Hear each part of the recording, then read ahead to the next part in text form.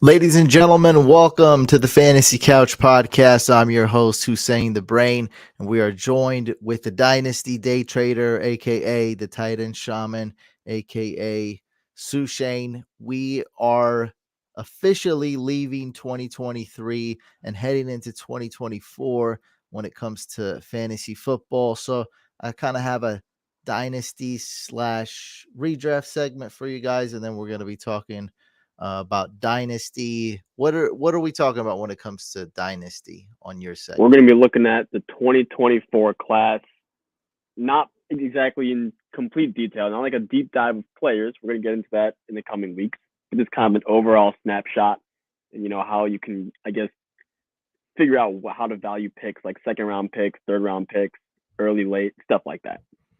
Awesome.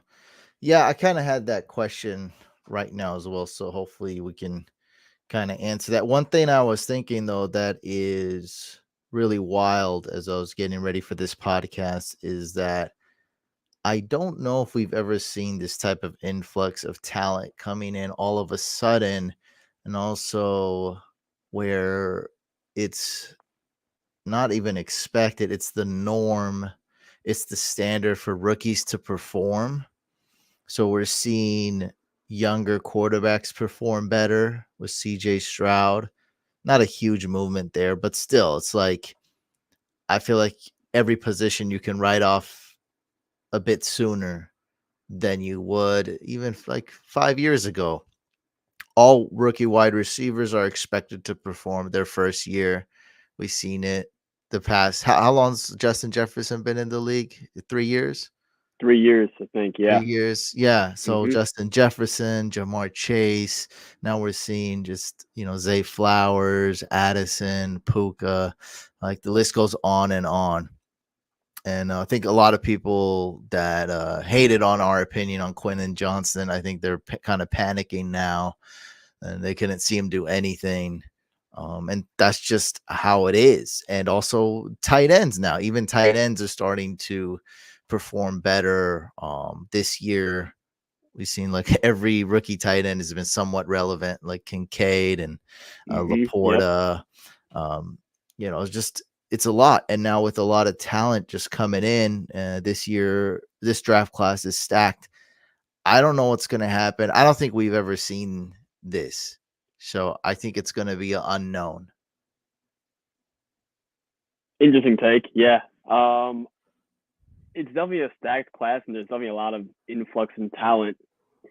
I'm interested to see how many of these current NFL players, like the younger guys, continue to build off of their rookie season, for example. Like, is it just like a 1 year wonder type of thing, or are they actually here to stay? And then as far as the incoming crop of rookies, I mean, not all of these guys are going to hit, but definitely a lot of young faces are going to be stars in the league. But at what level, right? Like, are we talking superstar level? Like, are we going to have like multiple Justin Jeffersons? Or are we going to have more like some more Brandon Ayuk types? So this kind of depends, but I definitely see where your head's at and where you're going with that for sure. Something's going to happen. Is there going to be a lot of really good quarterbacks? I mean, look at the Packers, for instance. There might be more teams like the Packers where every week it's a different wide receiver, and there's a lot of good talent there, but there's not just like one guy. Matter of fact, the one guy that everyone thought, including me, was Christian Watson, and he's like the fifth guy there, a sixth guy, Yeah. which is crazy. Not good. It's Wicks, it's Dubs, it's Reed, sometimes the tight end, sometimes the running Right. back. Like it's a lot. So maybe we see a lot of that. Maybe you see a lot of these older players, Keenan Allen. When we talk about Stephon Diggs, maybe they're getting phased out. Like I think a Yeah. lot's going to hmm happen. Uh, Josh, I'm a certified Josh Jacobs hater. Um, that's one thing we never talked about because it kind of happened a little bit. Well, it was pretty fantasy relevant, but you saw Zamir White to me looked better than Josh Jacobs. So more of, I would say, the team, the O line, play Sure. call, so on and so forth, more of the supporting cast than Josh Jacobs himself. So, maybe a guy like Josh Jacobs gets phased out. Like, why would the Raiders need him? And unlikely he goes to a situation. Maybe him and Derrick Henry are the same thing in 2024, for example. So Yeah, I see what you're saying. Okay. uh, Yeah, I'm with you. talent. I mean, out with the old, in with the new. That could be one theme we're looking at. We'll see. Lots going to happen. A lot of coaching vacancies. A lot of just moving part. A lot of people aging. We might see some Yeah. retirements. We'll see. Um, what's up, everyone that is tuned in live? I see Getter Dunn is in here. Keys. Hopefully, Keys did not leave. Keys, let me know if you left or not. Say what's up. Let me know if you're still alive here in the building. Keys was having a lot of fun on our last live stream / podcast. Oh yeah. So this is I got my segment and I got Sue Shane's segment. I'm gonna keep this real brief, straight to the point, because that's just kind of the way I am, and I think that's the best way to attack this. Why would I dwell on 2024 redraft content when a lot's gonna change? But I think this is actually really important, and there is a strong theme. One thing that motivated me was actually a tournament. So, I know the guys at Drafters. I work with them a long time. It's essentially the same thing as Underdog, but I prefer it.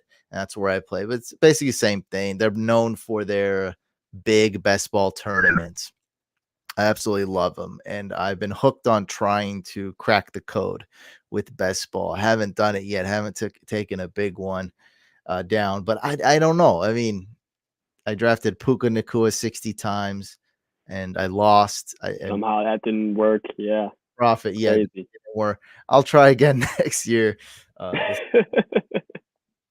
But what happened was, before I started drafting this year, and I shared it on Discord, we talked about it a little bit. You may not have seen it, but this was right before the best ball draft started coming in. We looked at the winners from last year. Okay, so what did well? And Right, it's right, easy right. to judge. Like, I mean, I know some people were just kind of more jokingly, they weren't trying to actually hurt my feelings or anything. They're just in jokingly manner making fun of my best ball picks. It's easy to kind of, when the best ball season's over, look at these stupid picks. But looking at the winners from that year, I mean, the guy who won first place, so it was either $250,000 or $350,000 in the big tournament. He only really had one Big cash. quarterback, which was funny. So he drafted two Really? quarterbacks. His second quarterback was Zach Wilson, and in Oh my God. 2022, and Zach Wilson was, I mean, I don't even know. I don't remember I just know it was just a failure. Terrible. Like, Yeah, it yeah, was bad. Mike White was playing very well. Was Joe Flacco on the Jets that year? Yeah, I think he was Probably. there for a little bit. Yeah, he That was was the clearly year. the worst Yep. quarterback. He was benched a lot. Like, so he didn't. But his number one guy was Jalen Hurts, who was very, very solid. And maybe I don't know how that worked out. Maybe Zach Wilson played a couple games when Jalen Hurts got hurt. I'm not sure, but anyway, I mean, that man won with one quarterback, which is just crazy.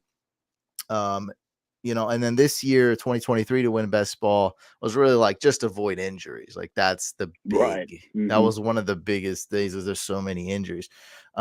Anyway, one guy that did well, that I saw like a theme of just people drafting and how they crushed 2022 was drafting Patrick Mahomes.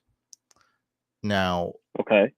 Patrick Interesting. Mahomes was the first QB off the board in 2023, this past year, and he was actually he disappointed. Year before, in 2022, Patrick Mahomes was slept on. And Right. it's kind of crazy, but that's how it was. Josh Allen was one, and Mahomes was slept on. Josh Jacobs was slept on, and those were kind of like the home run hits. You getting Josh Yep. Jacobs. I don't know what round 5, round 6, round 7. You get him Mahomes round 4, round 5, whatever it was. Just absolutely kill. And people weren't drafting quarterbacks, so it's like, where can you get that discount? So, like, a player that did bad and now is going to have a discounted price. So that's what my segment is about. So I want to talk about bounce back Okay. candidates. I have a couple for every position. So this is specifically guys that went super early. I'm only focusing on early picks, like keeping it really basic, big names. So players that were drafted early, like in round 1, in round 3, or at the top of their position.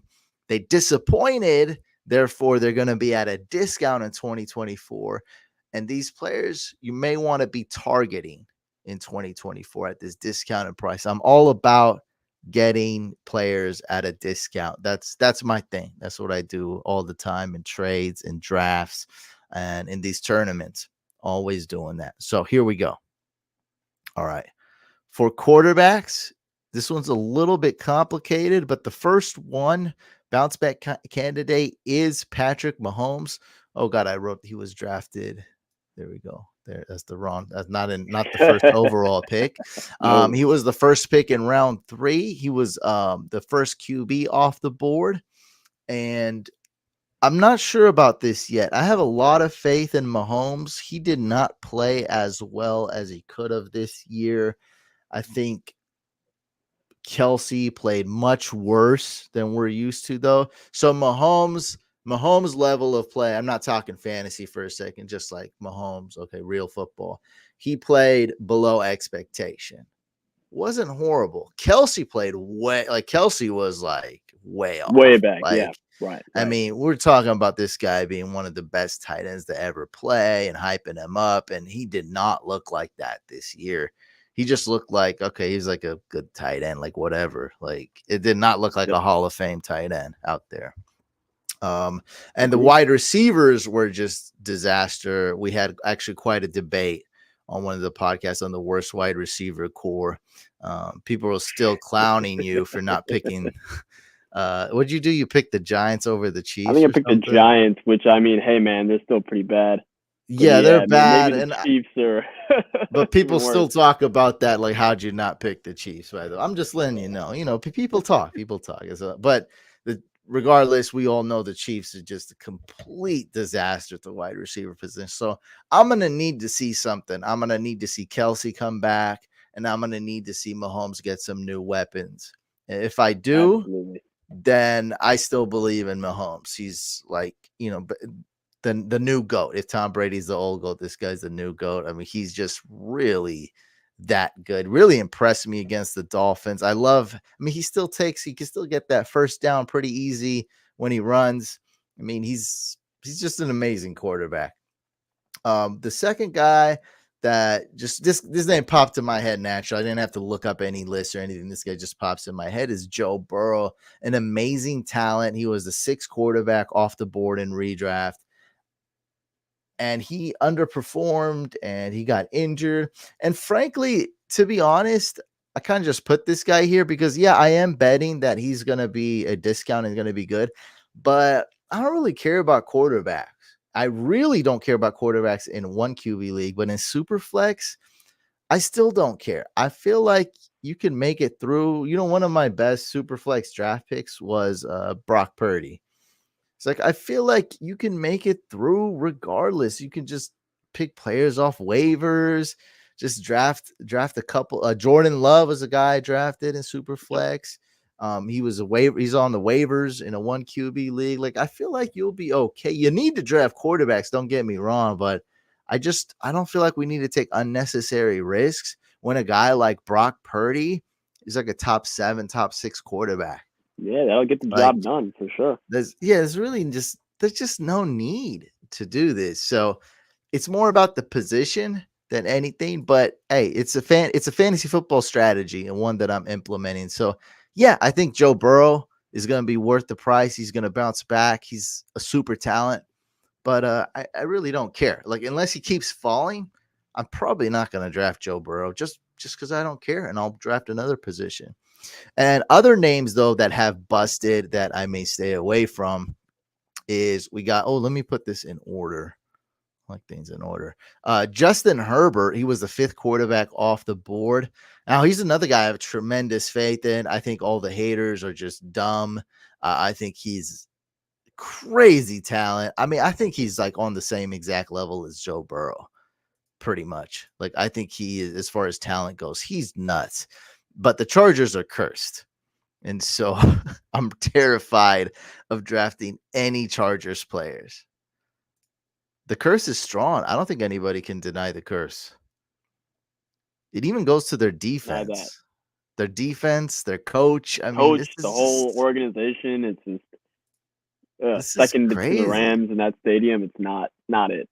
Bro, it's so bad. I mean, everybody gets injured.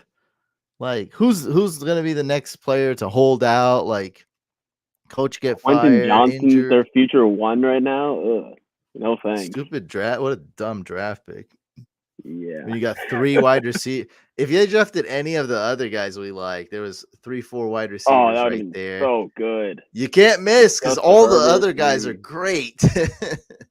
It's so bad. So I'm terrified of the curse. Beware of that. Trevor Lawrence, this is one of your, or maybe used to be. I don't know how you feel about him anymore, but this was at the beginning of the year, one of your favorite players, Shane. Still You is. loved him in Dynasty, still is. Still do. I'm off of him. I had high hopes for him when I seen him play against the Ravens. I think it's time to really let go. The dumb things. I don't really like them where they show a silhouette of player A and a silhouette of player B.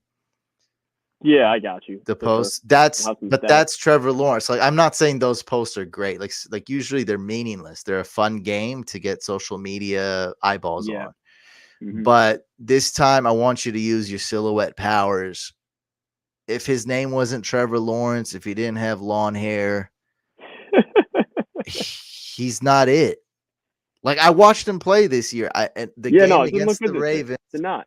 It's not even statistics I want you to look at. I'm just talking about, like, Andrew Luck was him. Like, he was a great quarterback. He did well with the weapons he had and with the O-line he had. He made magic. He revitalized Reggie Wayne's career. He made every tight end he played with a superstar. He scored touchdowns. He ran when he needed to. And he took some unnecessary beatings so much he had to retire. He felt like he had to retire. So that was Andrew Luck, somewhat of a sad hero story. Trevor Lawrence, to me, he's a jack. He's just a guy. He's just a average starting quarterback. I mean, I don't see a huge difference between him and Baker, between him and Minshew. I mean, he's taller. You might say maybe he's a little more athletic than some guys, and he's taller. But, like, other than that, he's not it. I seen him play against the Ravens game, and that moment was when I finally like I had to let go of my feelings and emotions, or whatever you can call it, like pre-notion of him, or the thought, or his name, the weight of his name. I had to let go of that. It's 2-minute drill. There's like 4 seconds left. You got to either kick a field. There's like 4 seconds left. It's going to be halftime. You got to kick a field goal. You got to throw it out of bounds. You got to do something quick. And he throws a screen pass, and the clock expires. And I mean, whatever excuse you may have, he's banged up. I don't know. Maybe he's sick. But it's like, I feel like anybody who's supposed to be a dynasty superstar or the next Andrew Luck would never, ever do that.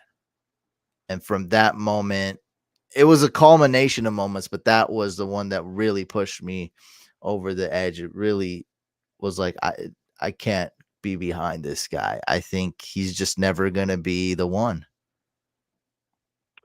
Totally fair, because you had an underwhelming, disappointing season.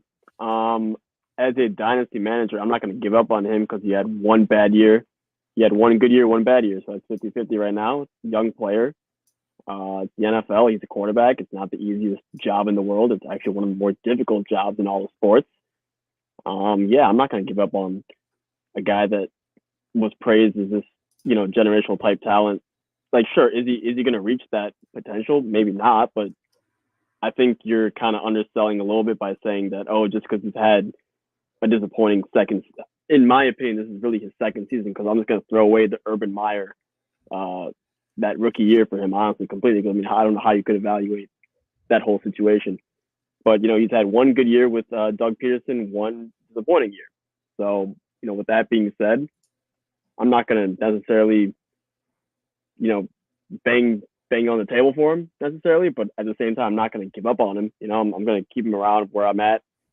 A guy like C.J. Stroud, for instance, right, who we've seen, the type of rookie season he had is honestly kind of what I would be expecting from a guy like Trevor Lawrence or some of these 2024 quarterbacks that we're going to be talking about soon. With C.J. Stroud, just more of like, all right, let's see if was that just a magical year. Let's see if he can do this again, which I think he probably will. So, a guy like Stroud, like I've probably put ahead of Trevor Lawrence at this point, just because of he's shown way more. There is a question mark still of is it just like a rookie type of deal where like no one really knows how to game plan against him and that type of stuff, or is this for real long term? Is he like an actual stud? But yeah, I mean, I do disagree with you, but I'm also kind of with you, just not to the same point, right? Like I've lowered on Lawrence, but not given up on Lawrence. Let's put it that way. That's where I'm at. Yeah, and I'm not talking per se like Dynasty because you just don't really have a choice in Dynasty. That's like a different type of game. But I'd rather have CJ Stroud by a long mile. Um, yeah, Sure. he finished QB 23. He's got better weapons. He's just not the one. Like I just see like a very average quarterback this year when I watched him play. Average starter caliber, and he's getting Yeah, I outplayed by see. Baker Mayfield. I don't know what else needs to be said. Like, It's QB 13, by the way, which is in Superflex. That'll be a high end oh, QB I'm two. looking at his first Yeah, year. and His and if first year that's is QB 20, QB sure. 13. Yeah, So if you're telling me he had a disappointing season and he's still a super flex starter, yeah, I'm cool with that. Like I'm absolutely still on board with Trevor Lawrence. But yeah, I'm gonna temper expectations moving forward for sure. And as far as CJ Stroud goes, that type of player, like yeah, I'll adjust those rankings because I mean you're right. He hasn't shown Trevor Lawrence that Andrew Luck, Joe Burrow type um, ability or production on the football field. So that's where we're at. yeah. QB 13 is not a terrible finish. I'm avoiding him though. I'm Yeah, over him. And then one guy that's a pretty easy one. This one's an obvious one. Is Deshaun Watson. Just to avoid, he was the 12th quarterback off the board. And he's just no longer the same guy. He's a shell of himself.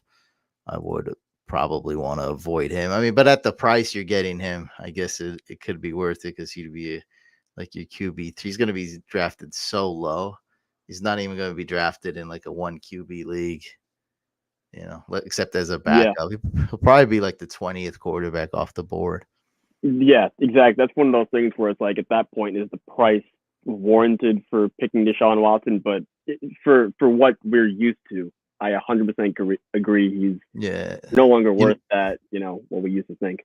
you're probably not starting him week one. That's the thing. No, Like no, that price might be worth just to see, just for entertainment purposes, just draft them. yeah, So we're on to RBs, bounce back candidates for RBs. Bijan Robinson was the 8th overall pick, third RB off the board. He has a new coach. We don't know who it is. Looking like could be Bill Belichick. I think that'll be awesome. Any other coach, I think, would bring out a lot of Bijan Robinson. Now, talking about watching T-Law play, watch Bijan Robinson play this year. And my only negative about him was probably the fumbles. Other than that, to me, he looked even better than I thought, which is crazy, and just didn't finish with the production. So a guy that exceeded my expectations when I watch him play, his skills on the field, yet the production was absolutely horrible. He was a huge disappointment. I think that's where we're going to get massive discount. Possibly. I don't know how these drafts are going to pan out. if we do get a discount, I mean, round 2, I think that's a great price for him. Sure. In him round 2. Let's see where Jonathan Taylor goes. Could we get him after Jonathan Taylor gets picked? I think we can. I think Possibly, that's the maybe, price I actually. like. We could. I mean, JT's a great pick, right? I feel like he's a Yeah. good, solid, safe pick, and I think he'll go kind of early The next year as long as only the contract thing I have situation is against good. this, yeah, I'm with you. I hear you. Only thing I have against this though is just because, like if Arthur Smith did not get fired and he was still the coach, I don't know. I don't know if he would be up in this bounce back list. First of all right, but at that point he would definitely be at a discount. If he gets Belichick or if he gets some other coach, I feel like a lot of guys would get hyped up around that again, and maybe, it's only January right now. There's so many months until we start drafting for real and everything like that. So maybe by then that hype of like the new coach can kind of like rebuild the value, I guess, of Bijan Robinson and I, some of those other Falcon players. So I that's don't the only know. pushback. All I'm going off of is if you had a bad production or was a massive disappointment, there's a big discount. That's I think the number one factor. We don't know if that's going to pan out. So he went 8th Yeah. overall. I think he'll go after that. I think he'll go later in 2024 Fair. when he's bound to do good. We'll see though. Now one guy who went before him was Austin Eckler. Now he won't be going ahead of him, so that so we can move Bijan Robinson up one spot. So we'll see. Austin Eckler, he won Bust of the Year by many standards, by a lot of people who did fantasy awards. Second overall pick, second RB off the board.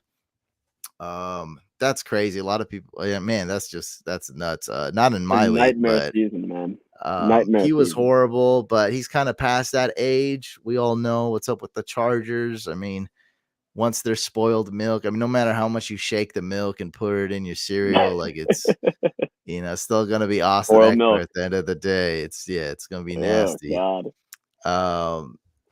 And I'm probably gonna stay away from Tony Pollard. He's a weird guy, man. Every time I'm like, I wasn't really playing DraftKings. I don't play DraftKings at all. I don't play DraftKings at all anymore. But like, he would have been a guy I would have just kept sticking back in my lineup, being like, all right, like I can get him at a cheap price, and not a lot of people's gonna pick. And I would have kept losing. It would have been a frustrating year for me. Yeah, right. Because he has the matchup, he's got the O-line, he's got the team. It didn't matter what situation he was in, he was pretty consistently disappointing. He never went off.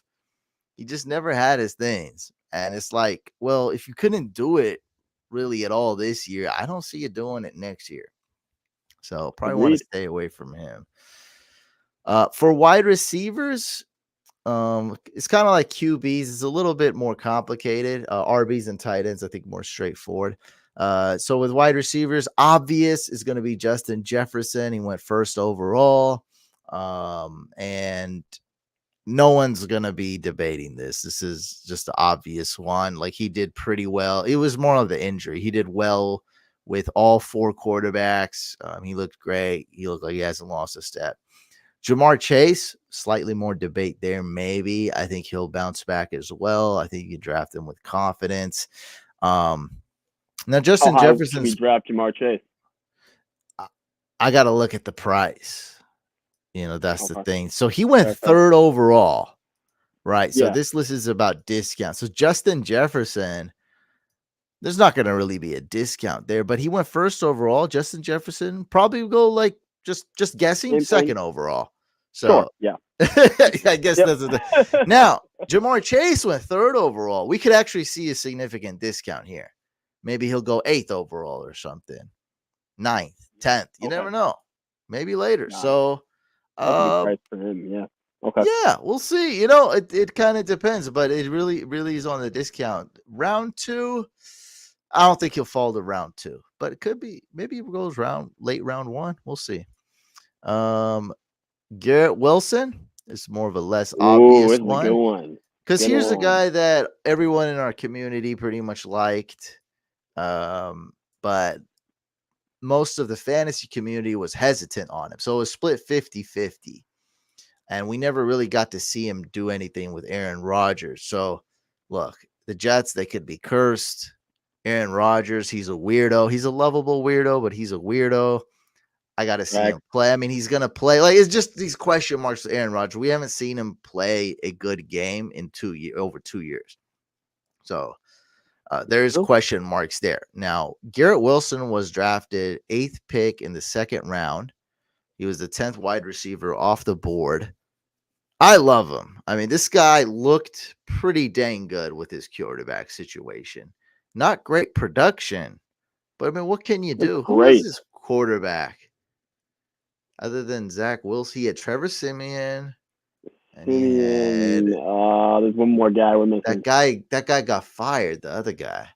Was it Driscoll? No, not Driscoll. Driscoll's all over the place. He had some guy got fired. It was bad. Some irrelevant guy, dude. I don't even remember if the Jets had 3 or where's Sully? I don't remember if the Jets had 3 or 4 quarterbacks this year. I just know it's just horrible. It felt like ages ago. It was so bad. Oh god. And Garrett Wilson's still out there, like making one-handed grabs, like doing everything. I love him. Imagine this though, bro, because we are talking ADP. This isn't a couch fam draft necessarily. We're talking ADP 2.08. I mean, could this guy fall to round 3? I think it's possible. I think it's possible. Absolutely. Mm-hmm. Not in our leagues, I don't think. Not in couch fam leagues. Sure. But like most guys' leagues. 3? Yeah. That's fire. That's amazing. Oh yeah. I'd be all in. That is something I want to attack. Round 3, Garrett Wilson in 2024. Sign me up all day. I mean, look, Debo's doing pretty good. Keenan Allen did good other than injury. Maybe I don't know why Garrett Wilson might not fall to that range of Keenan Allen, Calvin Ridley, Debo Samuel. Like it could happen, that round 3 range. It could happen. I guess this is much more of a redraft segment, but I don't know, still redraft. It's still Dynasty, I guess. If you're trying to a little bit of win now-ish though, or trying to trade to a win now team, it has to be a win now element to that. So I'm talking strictly 2024 draft. Wide receivers, stay away from Stephon Diggs. I mean, other than the first half of the season, this is basically a Tony Pollard situation. Stephon Diggs is on the wrong side of 30. I don't really see it for him. Once a wide receiver kind of does this at age 30, 31, I usually stay away from him, and it's actually worked out every time. And here's another thing. It's not like Reggie Wayne. Reggie Wayne's quarterback before Andrew Luck, I really don't remember who it was. It could have been some guy named Painter. I don't know if Painter was a quarterback or if he was the kicker. I don't know. Okay. Well, actually, the punter was probably Pat McAfee, I think. I don't know. Yeah, it was probably Pat McAfee. Manning, and the kicker was probably Vinatieri. So I think the quarterback's name was Painter. Or was it Kerry Collins, someone from the Titans? I don't know. Kerry Collins. Doesn't matter. It was his quarterback it was the year Peyton Manning had the neck surgery. Mm-hmm. So, but here's the thing with Stephon Diggs. He's got the best quarterback. So it's not like this guy has some guy can't even remember his name. Some guy named Painter throwing him the ball is like the worst. And that guy is like the 31st, 32nd best quarterback in the league. Like it was bad. Right. He's got the best QB. I mean, I've seen this again. We see it with Julio Jones, Andre Johnson, kind of see DeAndre Hopkins, because he's been very inconsistent. But like we see this a lot. And it's like, I don't know, man. You got Josh Allen. You don't have a ton of other good options. Like Gabe Davis missed some time. He's put up zeros. You got Deontay Hardy.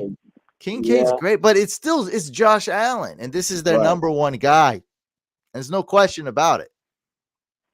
No doubt. For sure. So I don't know, man. I would probably rather stay away from him. Even though he went 6 overall and he's going to be discounted, I think we're going to stay away from. I mean, to me, he just seems like a really, really good, like possession receiver kind of. I don't know. Okay. I mean, maybe Addison is better picked than Stephon Diggs next year. Oh, wow. So okay, let me ask you this, because for the longest time, Stephon Diggs, at least from a dynasty perspective, was always kind of paired or ranked right next to another older receiver named Cooper Kupp.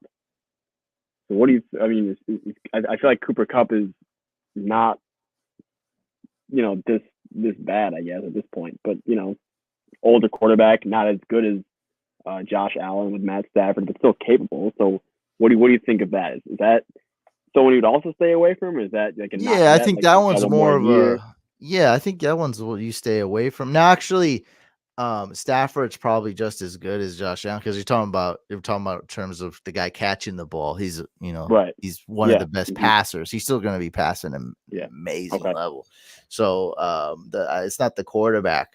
With Stafford, I guess the only thing with the quarterback scare is if he's going to retire because he's getting up there in age, or he can fall off a cliff, which we've seen with Brady and Drew Brees, and he's not quite that old yet, but he's almost that He's old. getting up there for sure. He's getting Definitely. up there. 2-3 years he'll be there. Yeah, no, I think that one's an obvious one. I think Cooper Kupp's price is going to be lower, and I stay away from him because I think Cooper Kupp's just an injury risk. Like you Got draft it. a guy Okay. like him or Keenan Allen, like they're going to get hurt. Like Yeah. it's they're on the wrong side of the 30, and this and that. Like yeah, I think so, man. I think Cooper Kupp you want to stay away from. Out with the old, in For with the sure. new. In with the We got new. we got a ton of new wide receivers coming in. Oh Like these yeah. guys are old now. Like it's changed. Like it's sad to say. I feel like a jerk saying it, but like it's true. Like right, Andre Johnson. Remember that guy? And then he was Oh just yeah. old news, and it was all DeAndre Hopkins. And now DeAndre Hopkins is old news. He's And the old news. Yeah. I mean, it's just like that. Julio Jones, best wide receiver we've ever seen. He's a bum. Calvin Ridley, best wide receiver we've ever seen. That only lasted one season. Now he's old. I don't know. I don't know if Calvin Ridley's One old, season. but I don't know. Maybe. I don't know. But it's like Right. he's no longer that Calvin Ridley we were used to like 3 years ago. Was that 3 years ago? Not the exact number, but so I last think 3-4 years ago. Wasn't yeah, if last you year, count no. if you're on 2024, yeah, it would be probably 4 years ago, I think. 4 years ago. Yeah. Ugh. So and moving on to tight end bounce back. So uh I bounce back and forth. I'm not Okay. flip-flopping my opinions here. That's what they say, right? When like a politician has like one he has like one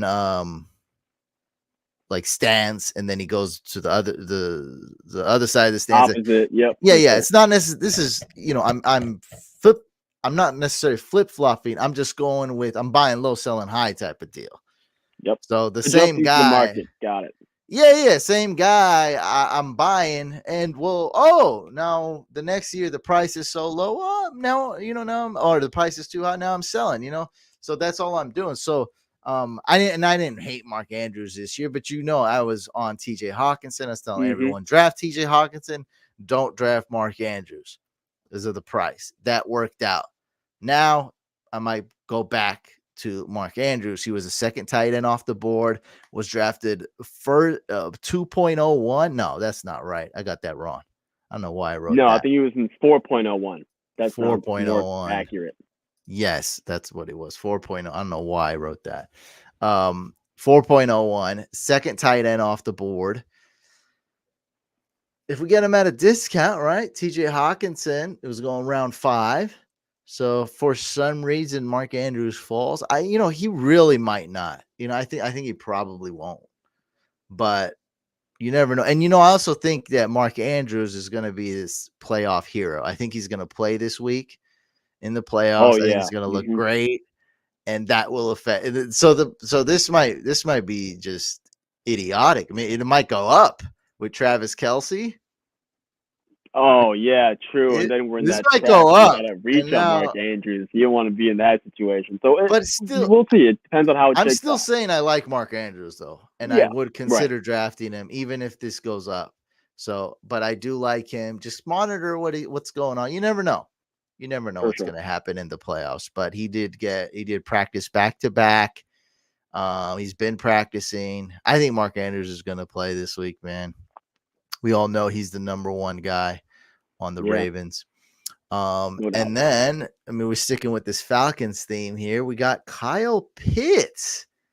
Now, I think this one will be what you were saying earlier. I think we got to be afraid this one could go the other way, just like Mark Andrews. Oh, that's celebrating The too hype. soon. Oh no. That's you see how you just celebrated. I think other Yeah. people are gonna celebrate too. Um, because I want this guy at a real discount. I am not taking him as a 7 tight end off the board like I did. I mean, that's just I just told people, look, I don't think there's any reason to draft Kyle Pitts. I think it's too risky. I don't see why you would do that. I was scared to say that because he has a lot of talent, and I ended up being right. Like he wasn't worth the risk. He was garbage. You couldn't start him. And the games you benched him, he had a then he put up like a half decent number. Like it's just horrible situation. But whoever's the coach, I figure they're gonna know how to use Kyle Pitts. I figure this guy's just as good as Evan Ingram. Like, why can't they Yeah. just use him like Talent-wise, him? for And sure. Evan Ingram's absolutely balling. Anyways, he was drafted in the 6th round, 7th tight end off the board. I mean, if he's going to be the 9th, 10th, 11th tight end off the board, then I'd consider drafting him. Other than that, I don't really see any reason to. I mean, we can go get David Njoku. We can still get Evan Ingram. Like, I feel like Sure. there's a lot of options out there that are more proven than this inconsistent train wreck. Like, this is the type of pick that just kills your whole team. Like, No, it's absolutely. No, hard to 100%. recover, Right. yeah, Mm-hmm. after picks like this.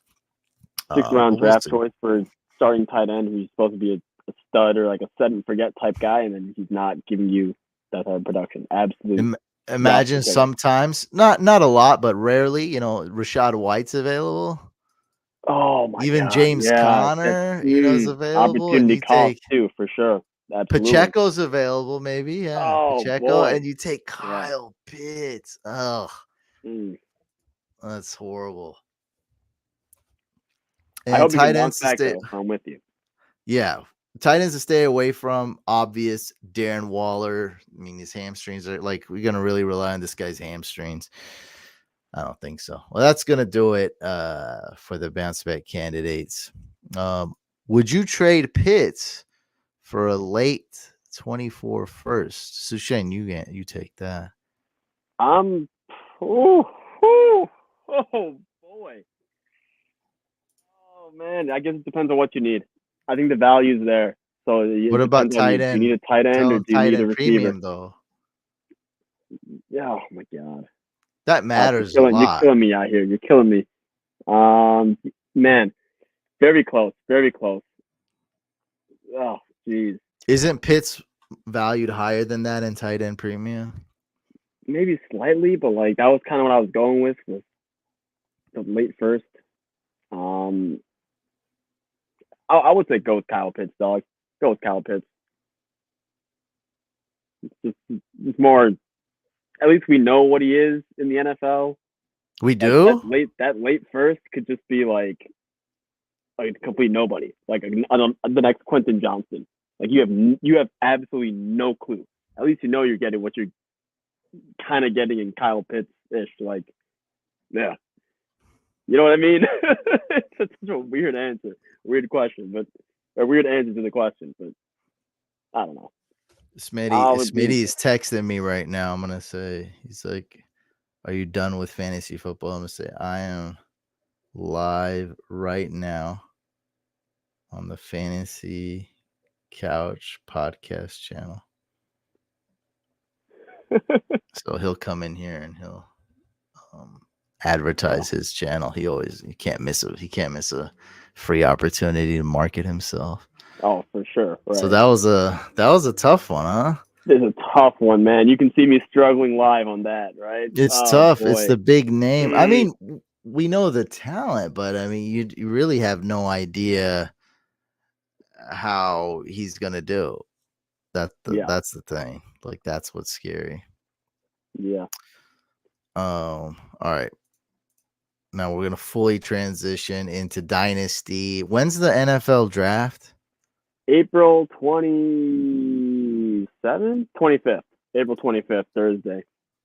April Gotta be 25th. what it All is. right. So we're talking about the draft. We're talking about 2024 prospects. And go ahead, take it away. Yeah. Okay. So strength of the draft is definitely quarterback among them.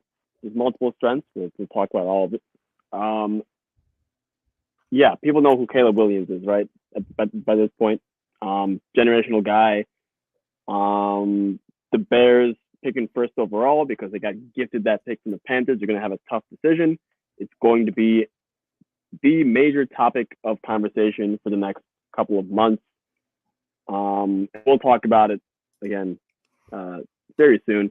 We're going to get into a deep dive of all these quarterbacks probably next week, Couch. Today, I just want to kind of give you a snapshot or like an overview of what 2024 has to offer. And at the quarterback position, it's pretty nice. It's pretty nice.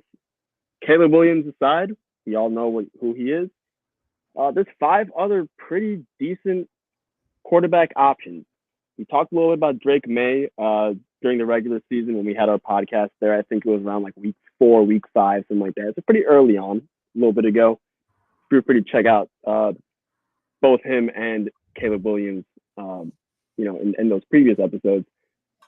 But there are 4 other quarterbacks that definitely are intriguing. Okay. I would say the most interesting one for us fantasy football managers would be Jaden Daniels. A lot of Lamar Jackson comparisons. And he's the one guy of this whole group of quarterbacks that I have not gotten to do a complete deep dive of just yet. He's the only guy on this list where most of what I've seen are all the highlights and the whatever YouTube compilations, whatever. So I'm still trying to find full games of Jaden Daniels, while all the other guys have seen full stuff, all 22, whatever that film and whatnot. But from what I see on the highlights, Jaden Daniels, which again I understand it's a filtered look, still pretty good, very exciting, very tantalizing rushing upside, and can throw. So with Anthony Richardson, if you remember a year ago, we were all in love with the athleticism and the rushing potential. But what did I say? I was very nervous about him as a passer. I'm not. Again, this is going to be more where I have to explore more with Jaden Daniels as a passer. I'm not completely 100% convinced on him as a throwing quarterback, but definitely less worrisome than Anthony Richardson, at least from that first look type of first glance, if you will, with Jaden Daniels. Michael Penix, man. Okay, you know what? Let's talk about him later. We'll come back to him. Bo Nix, probably one of the lower upside ones. He's been in college for a long time, so he's got a lot of experience in that regard. I've seen some Brock Purdy comparisons thrown out there, just because, like, hey, this is a guy who it's like he's not really like a playmaker necessarily, but like he can definitely still move around a little bit. And he's definitely a guy where, like, hey, if you have the right guys around him, a couple good receivers, a strong running game, some good offensive line for protection, this is a guy who could definitely, find a way into a starting quarterback job and then potentially thrive in that job. And we've seen guys even this year, like Aiden O'Connell, for example, who, they kind of get thrown in there and due to injury or whatever, and they kind of, that's valuable for Superflex Dynasty or Superflex Fantasy because they put up points for you, right? And then last is JJ McCarthy, who I thought he was going to declare next year, Couch, just because he's a little bit undersized. But he's another guy where it's like, all right, development is going to be key for him. I don't want to see him on the field right away, unlike maybe a guy like Bo Nix who has more experience, or who is more experienced rather. And it's not because I think JJ McCarthy isn't ready. I just think that he's a little bit too small for now, right? Bottom line, though, is that all 4 of these quarterbacks, and I'll talk about Penix in just a second, are developmental guys with potential, some level of potential, right? So I wouldn't expect these guys to be, day one superstars like CJ Stroud. I would hold that expectation to the top two guys, Caleb Williams and Drake May. Like I would expect, 2024, Caleb Williams got to show me something elite. Drake May got to show me something elite, right? Those other four guys, I think it's going to take a little bit of time. And we're going to see where they go in the rookie draft. I think Jaden Daniels, as of now, probably going to be the QB3. Let me talk real quick about Michael Penix before we shift over to running backs couch. He is the one that gives me the most concern by far. Like, if you were to tell me, okay, you have a list of 6 quarterbacks, there's no way all 6 of these guys become, franchise quarterbacks or whatever. So if you were to say, like, all right, I understand it's the middle of January, but if you had to pick, like, which one of these guys is going to be the bust, man, I'll probably today lean Michael Penix just because his ability to see the field is not there, at least to the level that I would like for a guy who's been in college for 5 years. I think 6 years maybe. I mean, this is a guy who has, kind of like Bo Nix, a lot of experience. But with Bo Nix, you kind of see, like, okay, watch some of his freshman year tape, sophomore year tape with Bo Nix, and you see the mistakes he makes.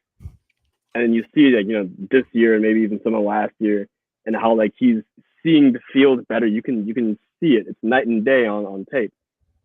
With Michael Penix, like, same mistakes over and over again, inability to see the field, slow processor. And, look, when I remember Justin Fields coming out of college, they said he was a slow processor. I disagreed with that. So I'm not saying that, hey, he's he's a black quarterback, he's a slow processor. That's not what I was saying at all about Justin Fields. I disagreed with that, even though it turns out that maybe those rumors were kind of correct in some regard, right? But with Michael Penix, I am convinced that he actually is a slow processor, a slow reader. Can't really see the field or the play, the defensive play develop in front of him. Anticipation is okay, not great. We'll get into a deeper dive of all 6 of these guys with some tape in the coming days. But that's basically the quarterback class couch. 6 guys, 4 of them are very developmental. 2 of them are expected to be superstars. We'll see what happens. Michael Penix Jr. could be pretty polarizing because on Tankathon, they got him going number 11 overall to the Vikings.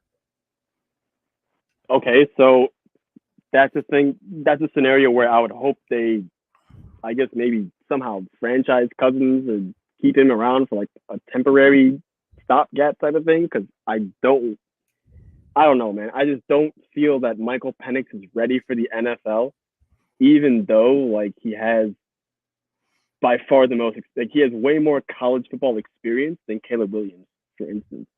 But I would definitely think that Caleb Williams is more day one ready, if you will, than a Michael Penix. So I have some major concerns, man. And we'll see. I mean, he could end up being a polarizing pick if he goes that high. Right now, I would say he, to me, is a for sure, like, locked in second round quarterback as far as the NFL draft, right? I don't think he's going. You mean at least second round or? No, I think he's for sure going to go. Not going round 1. I don't think he's going round 1. I don't think he's going round 3. I think he's for sure going in that 33 to, what would it be, 64 range in the NFL draft. That's my evaluation of it, man.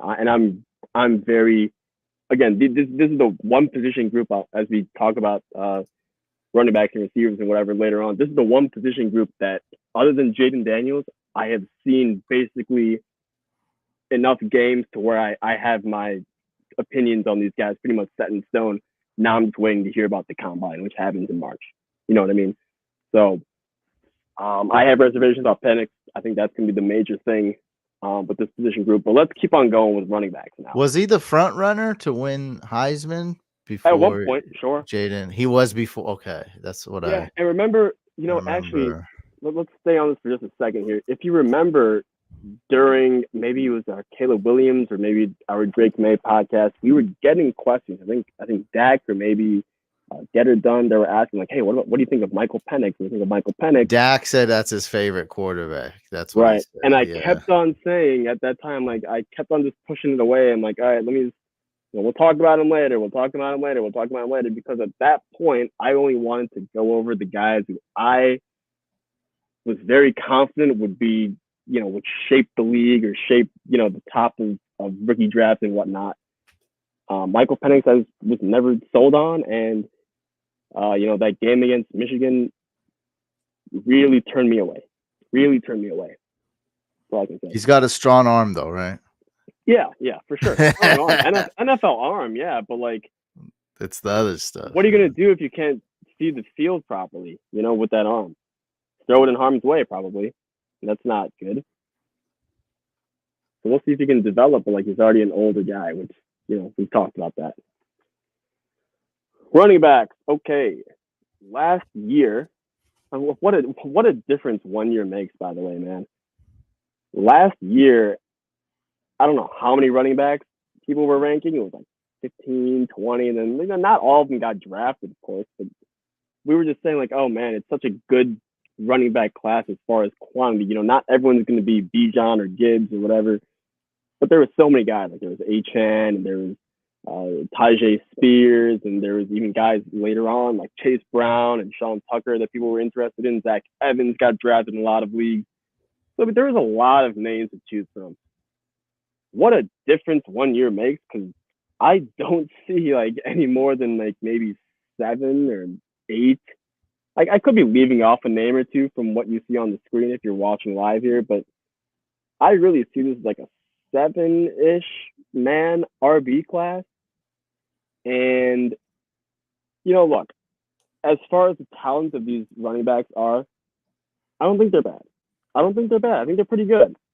I think they offer something on the football field to an NFL offense, a modern NFL offense. That you need a run game. You still need to be balanced. I understand it's a pass happy league, but that doesn't mean you pass it 95% of the time. There's still gotta be some stability and some balance, and keep the defense honest, that type of stuff, right?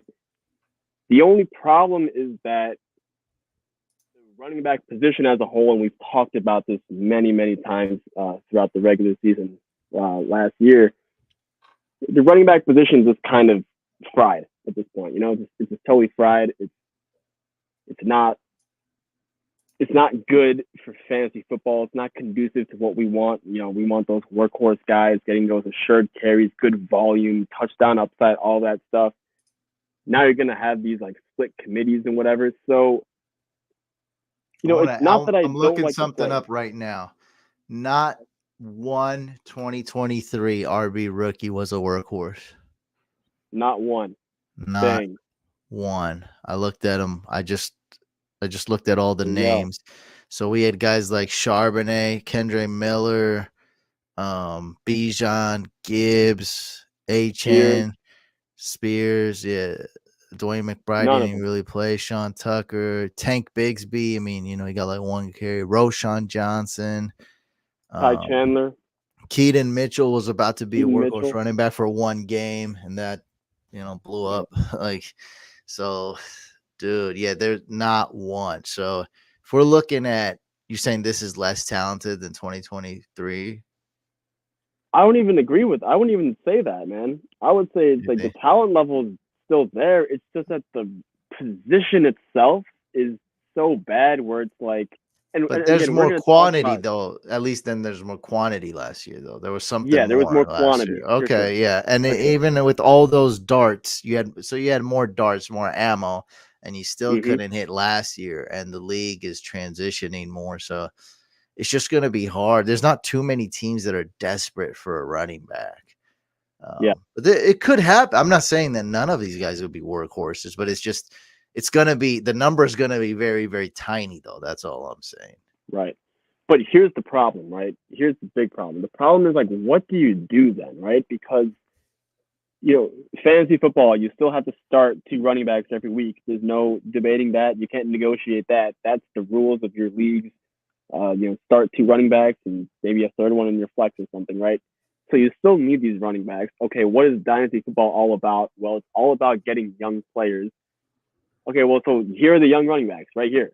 You're looking at them, right? It's like, what do we do now? Do we draft these guys? Do we Don't draft hold them? running And backs. Yeah, in Dynasty, you got to punt RB. We look at all the big money leagues that we joined, the high stakes. You see how they do it. They don't draft any running I backs. got you, but That's what you got to do. at what point do you say, okay, let's say you're now at the point where I have my team ready to go. I have my receivers. Now's the time when you want to take these running backs. Like, are you going to try to trade for like McCaffrey? Like, what do you do here? What's the plan? Because whatever you do, I can build a really lovely core of Jamar Chase and Jackson Smith and Jigba and Garrett Wilson and all these young receivers and throw me some Marvin Harrison as well. And I would think to myself like, all right, I've got a nice, very solid foundation for many many years to come.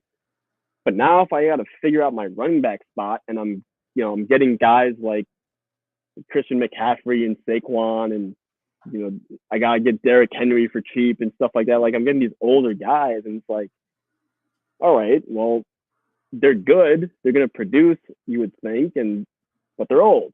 So my longevity, that lifespan gets cut. And then on the flip side, then you're saying, okay, well, do I want to draft like the Blake Corum and Trey Benson that we get in 2024? Not really, because they're not really going to score a ton of points. So you're just kind of left in a situation where, like, what do you do? Yeah, I'm still trying to figure this out here. Honestly, I'm still trying to figure that out in my head, but that's where we're at. It's a weird,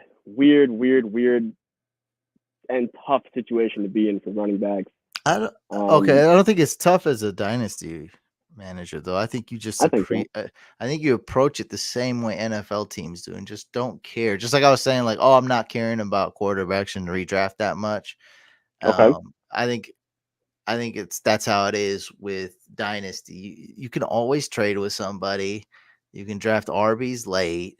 There's going to be it's the most injury prone position. Someone's going to get injured, and therefore some other guy would step up, like a Zach Moss. You can get him, use him, then discard him, or Keaton Mitchell for one game, or Tajay Spears for one game. Whatever the case may be, you just handle it like that. But you definitely want to build on those other guys.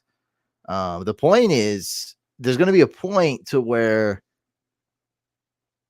the public catches on to what I'm saying more so, and what the high stakes leagues are doing, right, to be like, the price is so cheap, then we might have to then you're start zigging while drafting some everyone's running zagging. I backs. see Yeah, you. it's like, Got it. okay, Right. but you just don't worry about it, man. I mean, it's I hate to say it, like, when I get sponsored, this is a statement you can't say legally, but like, it's all luck when it comes to RBs.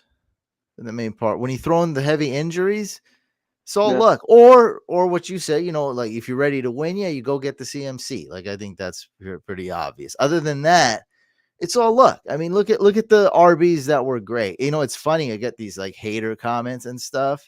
And even when they're right, 4 weeks later, they're wrong. It's just hilarious because the season was so messed up. It's not about I was right or they were right. It's like, they make fun of That's how me. it was. Yeah, And then, right look, 3 weeks later, I'm like, you're the idiot, or I'm the idiot if I said something better. I usually don't go around calling people idiots usually to start it off with, but it's like, and that's exactly how the RB position was. The Zach Moss, he's the best thing for 2 weeks. Oh my Brian God, Robinson, yeah. Brian Robinson, top 4 RB the first half of the season. Then, poof, disappeared. James Conner was actually incredible.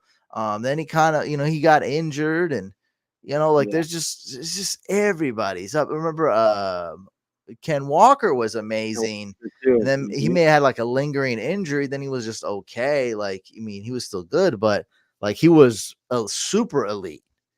I think that was actually one of the hater comments. And for 8 weeks, they were right, and then he got hurt, and he's no longer elite. And so, we've seen this with basically every team. Right?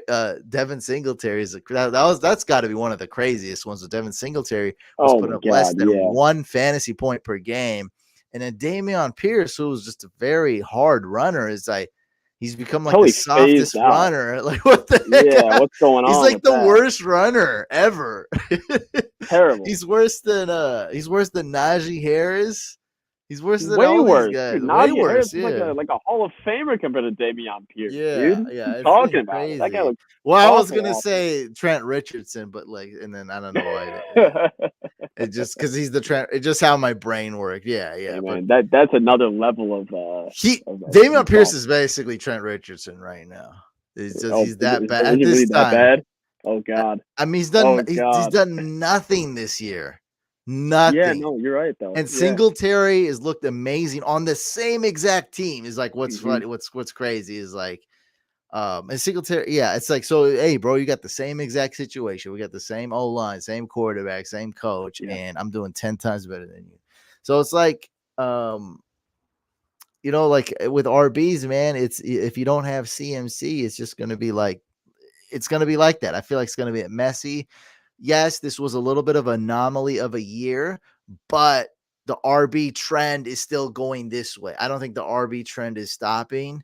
I think it keeps Yeah. going this way. I think every time an RB gets drafted, I'm be like, hey, he's probably not going to be a workhorse.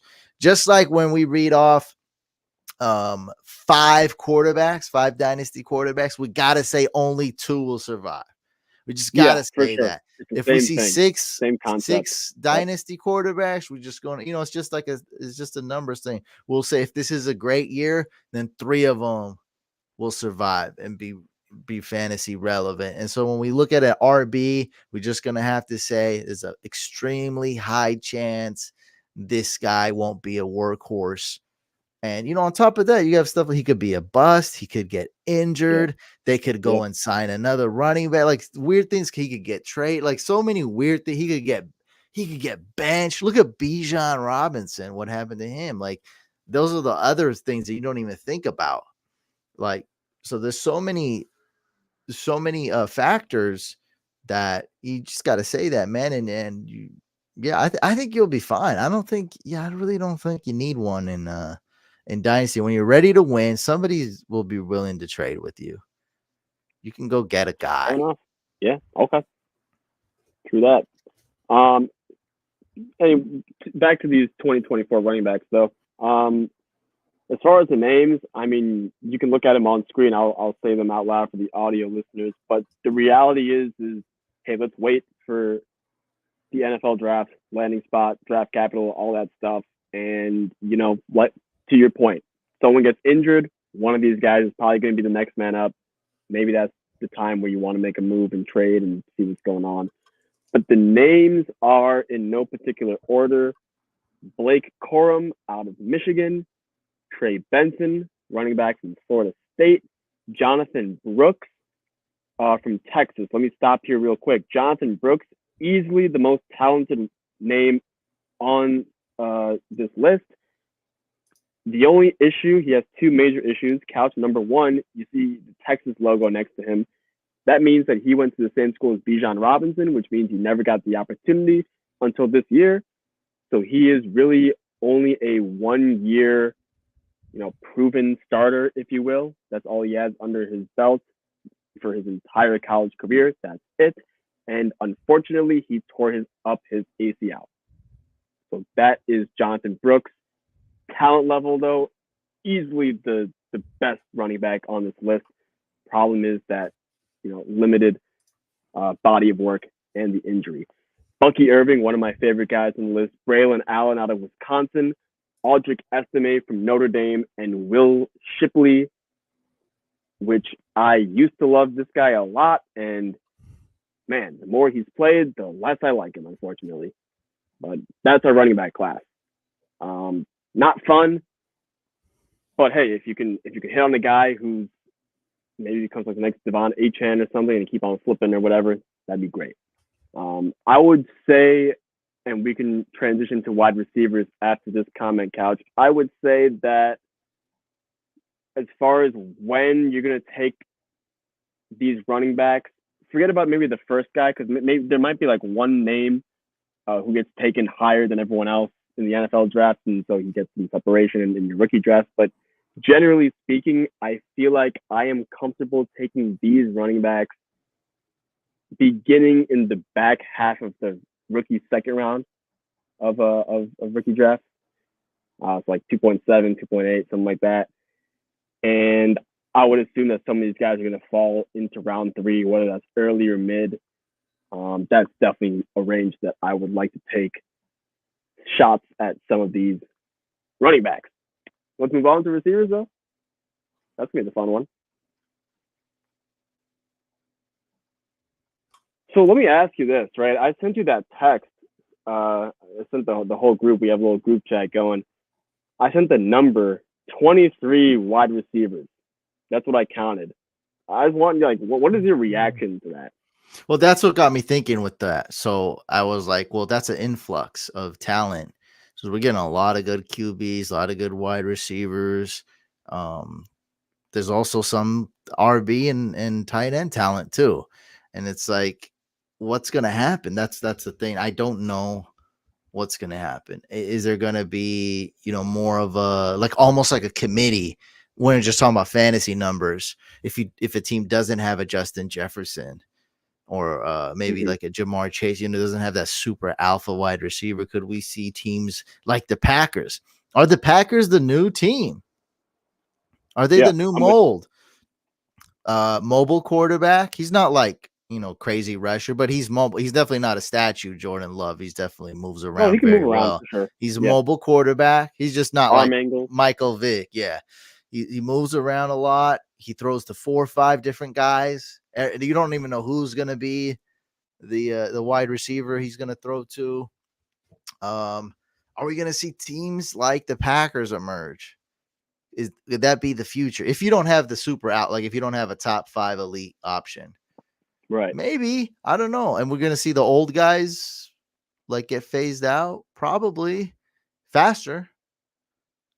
I mean, I haven't seen like before, the rule of thumb when we were drafting was like, don't draft any rookie wide receivers. Like it's, DeAndre Hopkins rookie I year remember did those. nothing. He did nothing. He was whack. Yeah. He was a day 1 drop. Right. That's just how it was. It was a rule of thumb. Like you get all excited and not much happens. Like, all the Packers rookie wide receivers always suck. They took like 3-4 years to develop. Devontae Adams, he was a decoy. They didn't even throw him the ball. He was a straight decoy. He was just this guy. So it's like, but now it's the complete opposite where, Quentin Johnson is a bust. Why'd you draft this idiot? It's like everyone's panicking. After 1 year, right? So exactly. Yeah, it's so I don't have the answer, but something it's big though. I know something it's big. It's a big deal. Yeah, for sure. We're going to talk about these receivers. Probably that's going to be the bulk of what's going to happen in the next few weeks, Couch. Honestly, let's start with quarterbacks when we do our deep dive and make our way to receivers. But just the sheer number of quality options available, it's going to make this a very deep class. And again, we talked about this a couple weeks back, maybe. Look at the way dynasty managers are shifting their focus. It's away from the running backs. We play super flex, so quarterbacks are going to have that value, and we're really focusing on these receivers, right? So when you have this influx of talent, to use your words, which is completely accurate, great phrase to use, when you have that influx at a position that all of us are valuing, okay, well now all of a sudden, like, the second round of your rookie draft, okay, that actually might have some value because you might get a guy like, I'll say, Xavier Legette. He has the 42 on the screen. He's from South Carolina. That's the guy that Mel Kiper has as, I think, his 7th or 8th best wide receiver, just for example, right?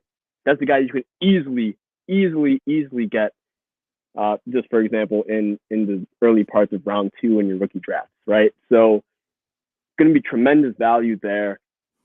As far as what the landscape looks like elsewhere, I would say, people have 3 wide receivers ahead of everyone else.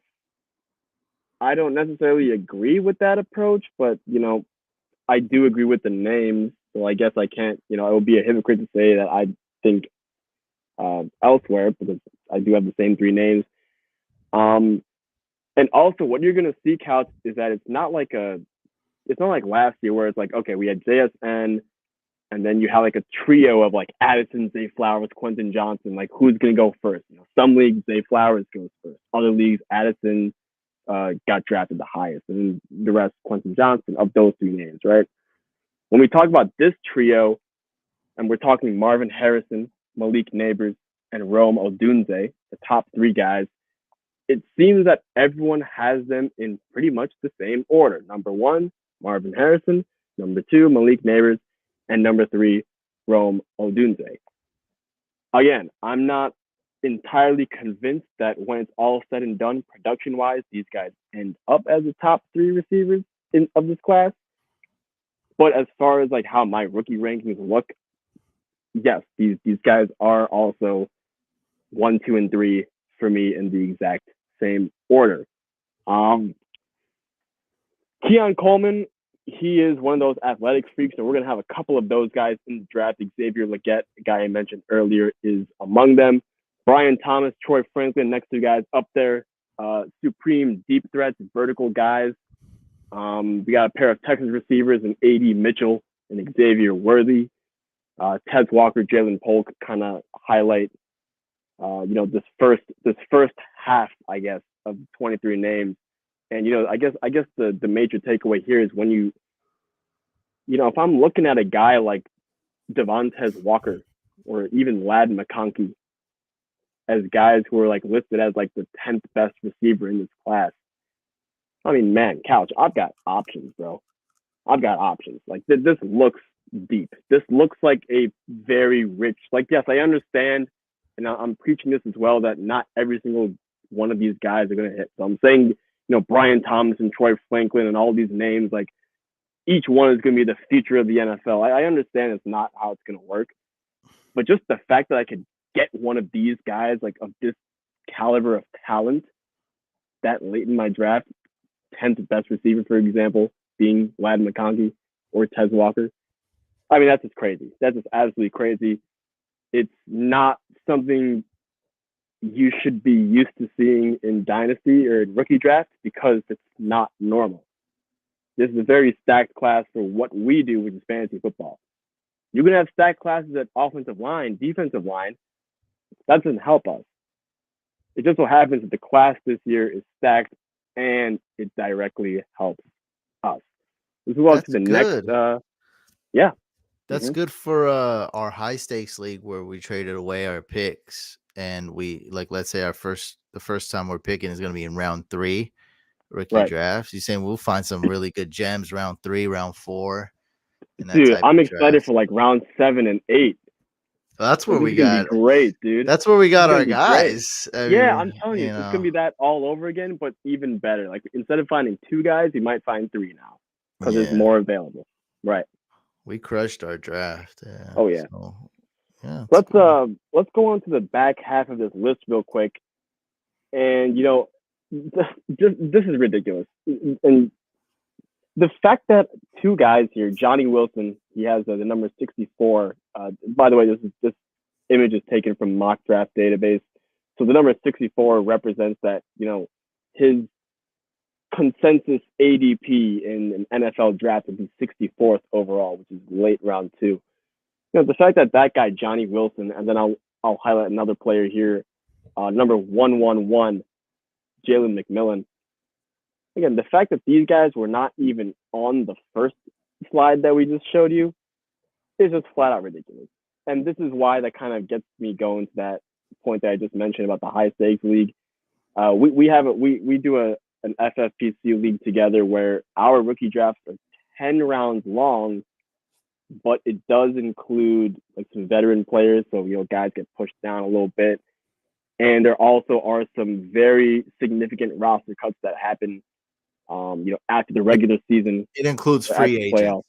Right, right. Exact free But agent. we have to trim our rosters down to a unusually low number. Basically, I think it's like 16 players or 21 players in total that we get, which is very low for a typical roster. Usually, I'm accustomed to like holding 30 players or so for each management 12 team. So basically, the point is more players, more free agents are available, so it pushes down these rookie players. And the fact that Johnny Wilson and Jalen McMillan and some other guys on this list as well, like Malachi Corley, Brendan Rice, who is related to Jerry Rice, by the way. I mean, the fact that these guys are available and they're not even in the top 10, I mean, it's ridiculous, man. So, again, not saying every single one of these guys is going to be a stud in the league, but of these, and I counted for you 23 names, if half of them pan out, we have 10 receivers in this class. That's less than half, actually. That's a lot. That's absolutely an influx of talent. That's a good phrase by you. I like that. I'm going to start using that. Influx of talent. 2024, baby. Absolutely. Great question. Go ahead, read this. We have a question, but this is something that I forgot. I wanted to talk about Puka Nacua. Sure. Because he was one of my sleepers. He's a guy drafted in best ball, and we talked about him, but I did want to talk about him kind of like a year in review, like what happened. So this question, the question's is a bit ridiculous, and it probably won't happen. But let me explain why. And I mean, hey, you'll see. We'll see if Dynasty Day Trader has a Puka Nacua this year. But with Puka Nacua, here's why he was drafted so late, and what happened, and what was the perfect storm that happened this year. So Sure. Puka Nacua was drafted in the 5th round. And he broke several rookie records. He broke Waddle's record. He broke another record. I forgot whose that was, but I mean, he went off, and he was just amazing. It was the perfect storm. So, number one, why did he get drafted so late? Well, one reason he fell, let's say he could have been like round 3, maybe, was his combine. So and this is one reason why I liked him so much. On film, he's very fast. He puts on pads. He's very fast. It's like the most extreme case of that when you say like, oh, he's football fast, not combine fast. He was the most extreme case of that. Combine, he sucked. Combine, he looks like a jag or like below it. Like he looks bad. And you compare all these other players who don't know how to play football and look like Quentin Johnston. They look better on combine day. And he's taller and all this, right? He's like, I don't think Quentin Johnson absolutely crushed the combine. I think people have to either say like he sucked or he like they always have to go to extremes. But he was athletic. Like Quentin Johnson looks athletic, just not as good as football. Puka Nacua, not good in the combine, not good in shorts or in underwear or whatever. Insane on the football field. Yeah. When he grabs the ball, he was crazy, and he runs well. So if you want to call certain run plays, end arounds, this and that, he's a good option. He's also tough, right? So he's from a family where all his family and his whole family played football. They'd always jump on. He was he was the runt, he was a little brother. There was always on, so he grew up in like this tough family where, he was always getting bullied by his family members, this and that. Not like, but you know what I mean? I'm just when they're playing around, messing around, rough housing, playing football. Yeah, rough housing. Yes, that's the word. Yeah. Right. So he has that. Now, here's the next part of it, why it worked. Sean McVay drafted him. Sean McVay saw that stuff. Sean McVay made a success story out of Robert Woods, who wasn't that good of a player until he got to the Rams. That's true. That's very true, actually. Yeah. So he's like, I can use this guy like Robert Woods. He can run. He's very fast on the field. I don't think Sean McVay knew quite he'd be even better than Robert Woods, but there's a clip, and we don't really got to watch it because I got to find it, and it's basically gonna say the same thing. Like you need a tough guy. He can run.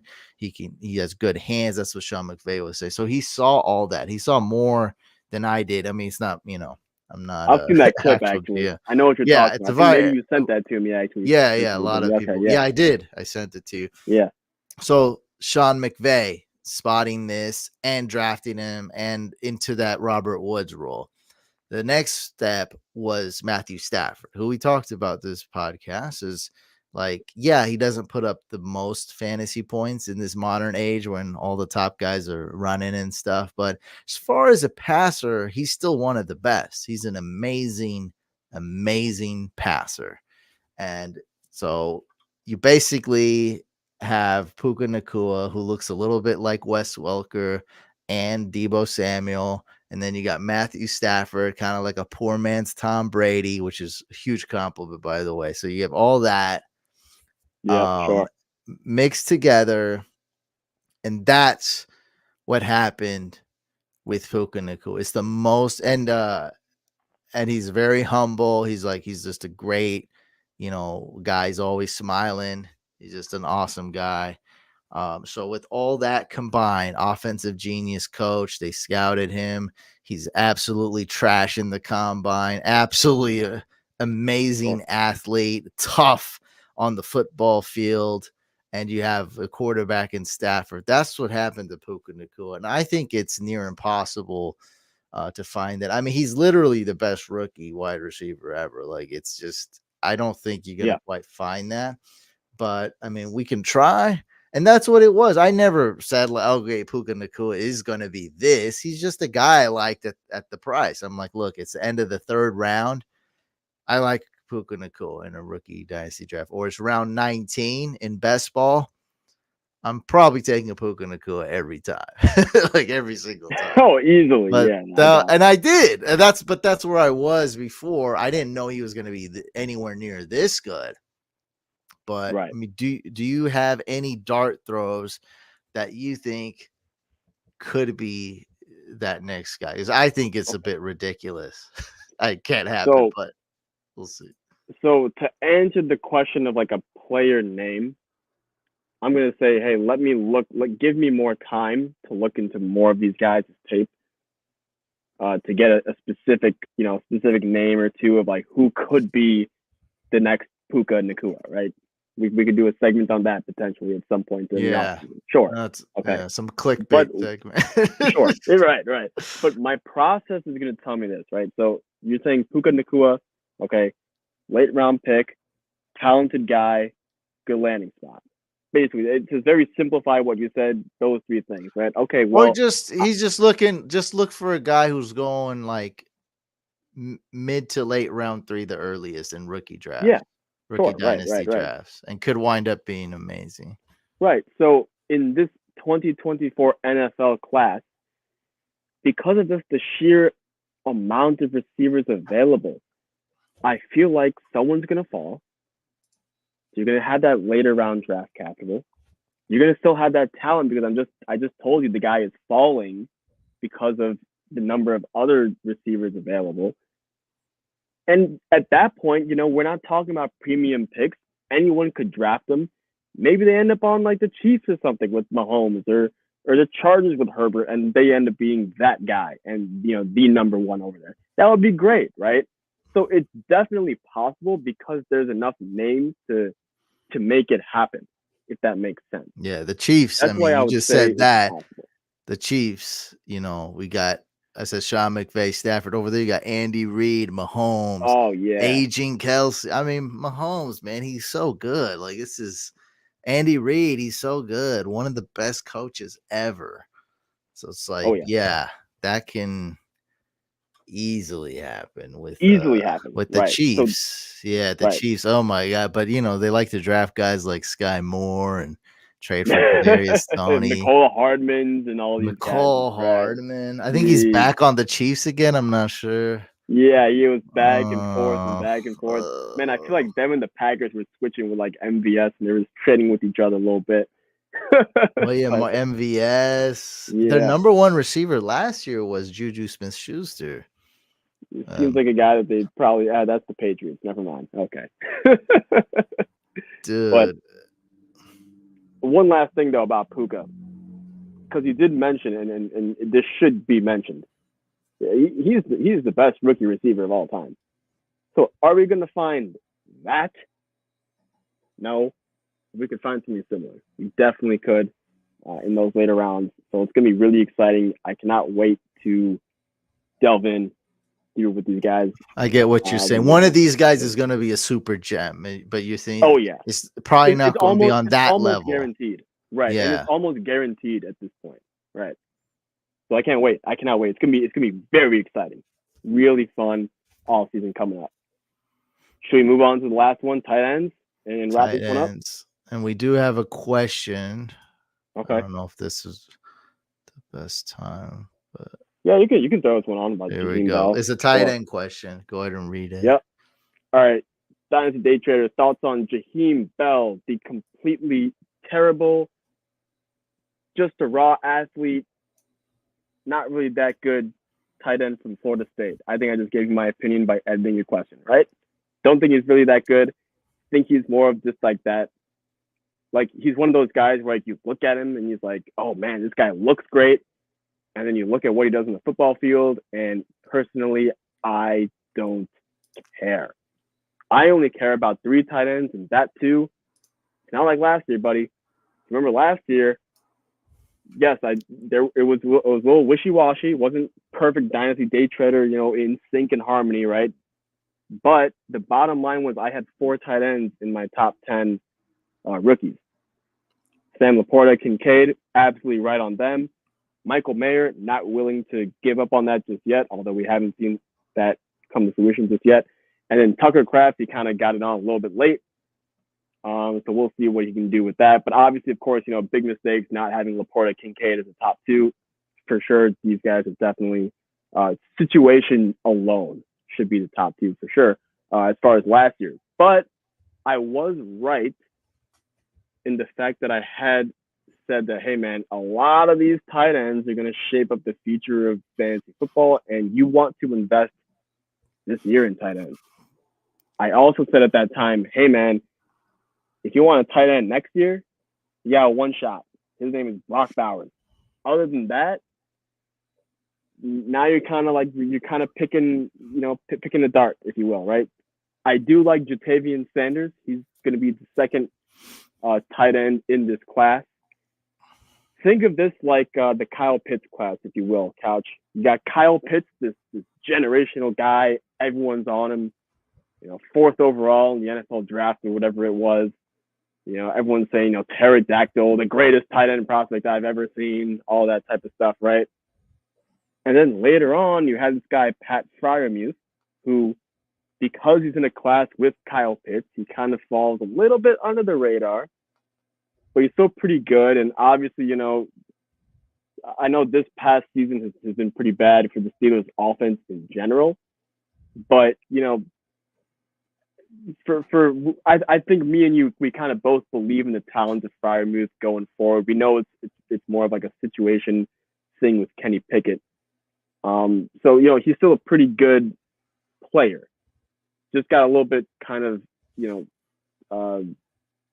underrated, if you will, or kind of hidden in secret just because of the hype that was Kyle Pitts.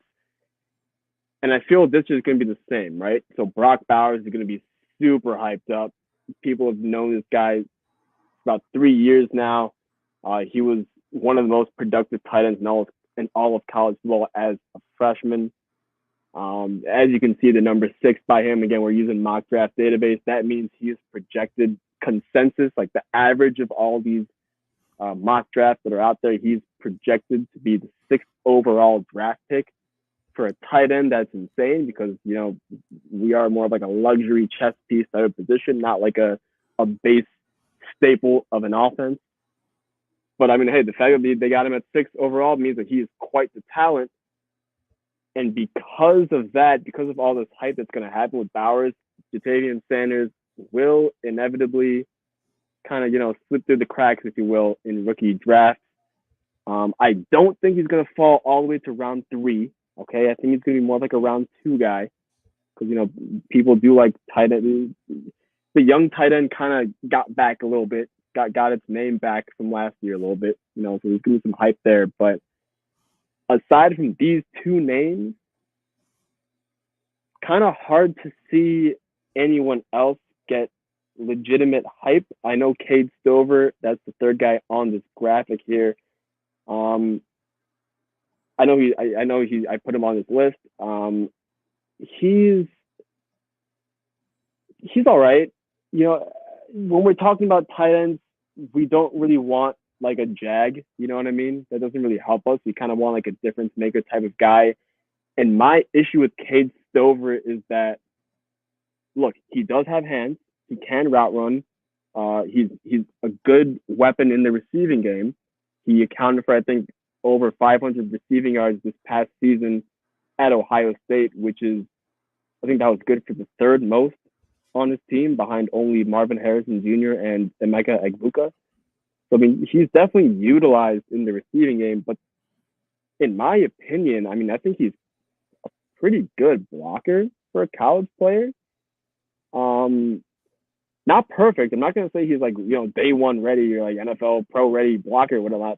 I do think that the skill set that he has kind of makes him more of like a blocking tight end at the NFL level who has, some ability to make some hay in the receiving game, but you kind of want to use him more as a 6th offensive lineman type. Again, not calling him a 6th offensive lineman because he's definitely more dimensional than that. But that's my worry. That's why I don't want to, I guess, put him in the same breath as Jatavian Sanders, who is a true, he's like a David Njoku type of guy, just a younger version. Maybe less of a blocker than Njoku, but again, Njoku's also in the pros for quite a while. Then, of course, Jaheim Bell, which is from the question, which I don't care about. He's just an athletic guy. He's just one of those guys that you look at and you say, hey, he looks like he could do something, do some damage, and he does absolutely no damage. That's a tight end class. One last caveat here. Is he like Jelani Woods? Is Jaheim Bell like Jelani Woods? I think Jelani Woods is more of a mismatch than Jaheim Bell, if that makes sense. Like it's more of like an exaggeration. Jaheim Bell is not as physically dominant or as athletic of a specimen as Jelani Woods. How about that? It's in that same breed, that same category, that same prototype, that same archetype of a tight end. But Jelani Woods is just bigger, more athletic, stronger, etc. One last thing about tight ends, and we can wrap this up here. The Senior Bowl is very important, okay, because this tight end thing is a developmental position. The last several years, a lot of tight ends that have popped up into the NFL draft, we're talking guys like Luke Musgrave, Chig Okonkwo, even Isaiah Likely to an extent. These guys were all super late rises in the process, and a lot of that has to do with their performances at the Senior Bowl, which won't happen for quite some time. So that's really how I'm going to pretty much fill out the tight end class. But again, I don't expect anything to the point where like it trumps Jatavian Sanders or takes the spot of Brock Bowers and like there's going to be like a new tight end. Well, like, no, we've got Brock Bowers as our 1. We got Jatavian Sanders as our 2. And then let's see what the rest looks like. For now, I'm going to pencil in Cade Stover as a 3rd tight end. Not nearly as good as last year, but still some great names. And of course, Brock Bowers really carries this tight end class. So that's a little preview for you. Next week, we're going to start with quarterbacks. Deep dive all 6 guys. And then we'll move along from there, go to RBs, move down the list of receivers, tight ends. And I'm hoping, Couch, that within maybe 4 or 5 weeks from now, we will have a complete overview, a complete deep dive of virtually every quote unquote major player that you need to know about in 2024. It'll be out there. So very excited and cannot wait. Should be fun. That's All what I right. got. That's going to do it for this podcast. Appreciate everyone who tuned in live and all those that are listening to the audio version. We'll be doing some more podcasts during the off season. I thought this was cool, interesting. If you thought so, drop a comment, let us know. But that's going to do it for this episode. All right, guys, peace out.